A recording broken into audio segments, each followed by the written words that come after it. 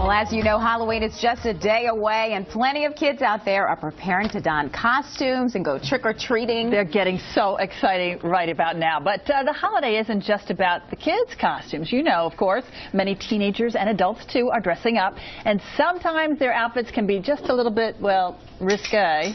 Here to help us decide where to draw the line when it comes to provocative or violent costumes are the authors of Desperate in D.C. We've got Phoebe Thompson and Crystal Walker with us today. Hey, guys. Hey. Good to see you, ladies. Thank you for having us. So, yeah, let's talk about teen costumes. So what's going on? A lot of teens wanting to push the envelope here? Well, we see that even with our own teenagers, certainly, but in the larger culture. And I take the position that really it's just too much. You know, our children are just young for one time, and I really think they're looking for boundaries, and it's our job as parents to just say no.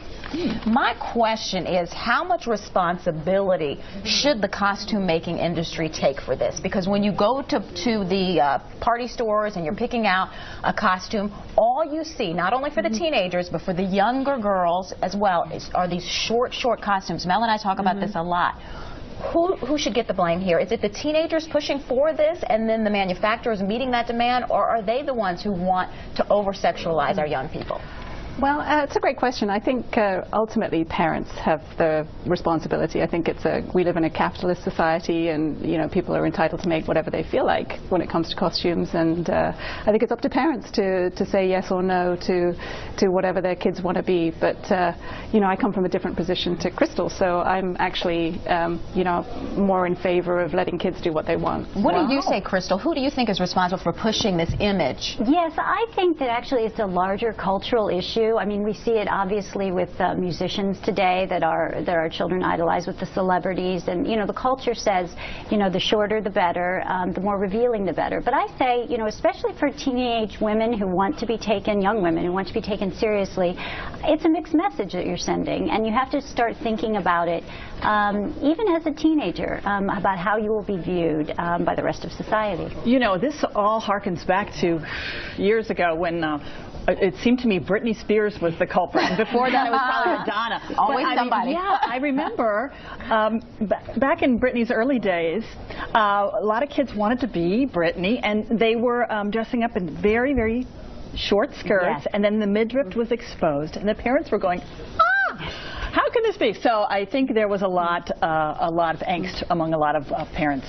Yes, I think it's true, and I think it continues today, and I just think it's up to us to their children yes or no, and again, they look to us for boundaries and guidance, so I think sometimes we have to think about the way we behave and the way we're dressing.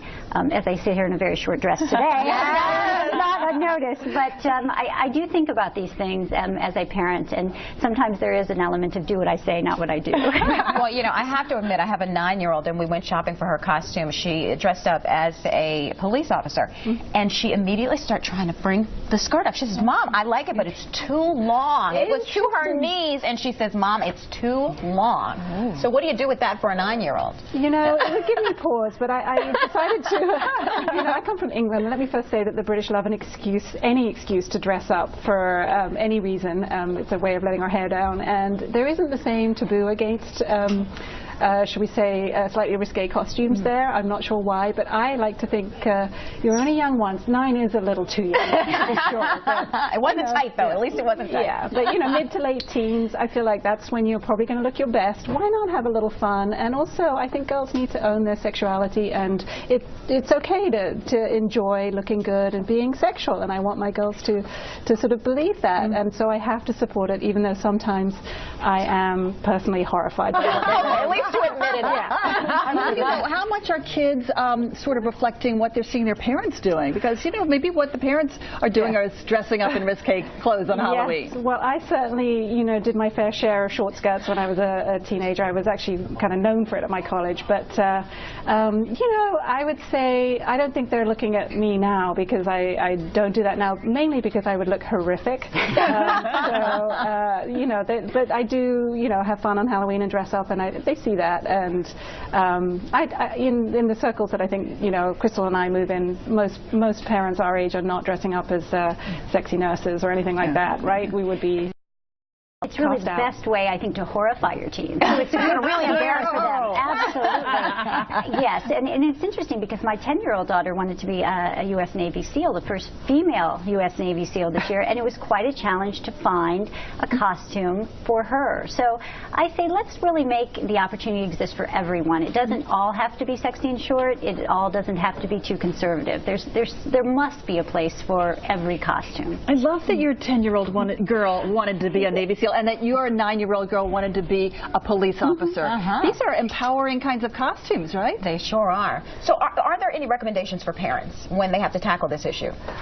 Definitely. I mean, it's so obvious. I hate to almost state it, but talk to your kids and about your values and what you, believe is responsible and safe for them.